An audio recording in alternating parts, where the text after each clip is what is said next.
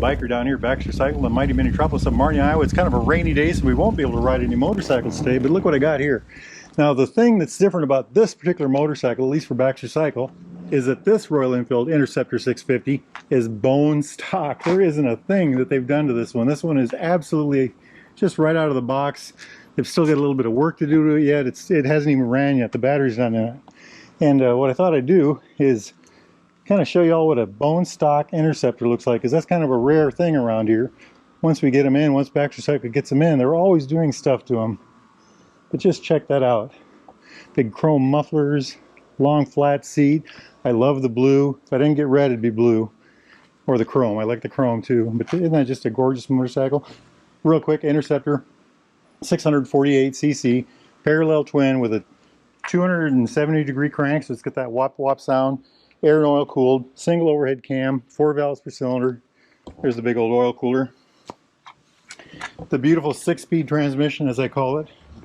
When they did this right. This engine and that transmission just work fabulously well together. You know, I think it's 90% of the torque is about 2,000 RPM, and the transmission is just, it always just seems to be in the right gear.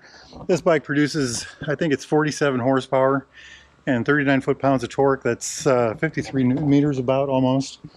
Just a really good power to weight ratio, everything. You know, the weight of the bike in stock form, the Interceptor, is 470 pounds, I believe.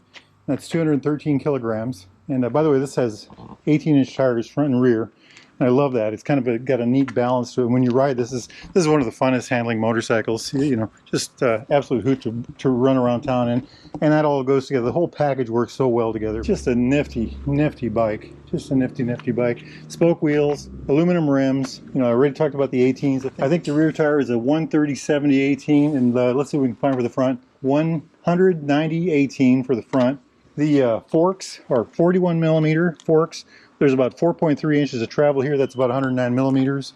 And on the rear, they've got about 3.5 inches of travel. It's about 89 millimeters. I love the retro styling, and I'm a child of the 70s, so this throws, you know, right back to the 1970s. These pipes, it just really goes right back there. I also love these, you know, the way these piggyback reservoir shocks are. Fully adjustable for compression, of course.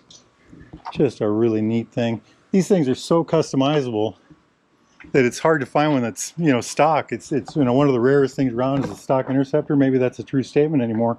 And here we've got one. You know, I love it. I love those pipes. Chain drive, of course, on the rear. Jumping up here, there's no battery, I don't think. Yeah, so we can't turn the gauges on, but analog gauge, speedometer here, analog tachometer on this side, little LCD, and it's got the odometer, a little digital fuel gauge, a trip A and a trip B in here. That's controlled by this button right here. Over here is the, of course, the clutch, flash to pass button, high lows, blinker, horn right there. On this side, the kill switch, run switch, and the start switch. Isn't that cool? And gas, of course, and the brake. I love the way it looks. It's very well done. It's got a very good look. I love these, you know, these are 3D, metallic looking, very nice. Just a really, just look at this whole thing right through here. Just absolutely gorgeous. You know, the looks like a Monza cap. You know, it's got that key in, of course. You can see the rain building up on the back there. Y'all know I've ridden many of these, dozens and dozens of them, and I just really enjoy them. And if it wasn't for the rain, we'd take this one out for a run, but maybe I can get on one next week. I think they have a red one in stock too. But just a beautiful thing, isn't it? They all come with a center stand too. The Interceptors do anyway. I think the ground clearance is 6.7 inches, 170 millimeters. Seat height, I don't remember the seat height. Let's say 31.5 inches or close to 800 millimeters. But it's such a narrow bike. I always talk about that, how narrow they are.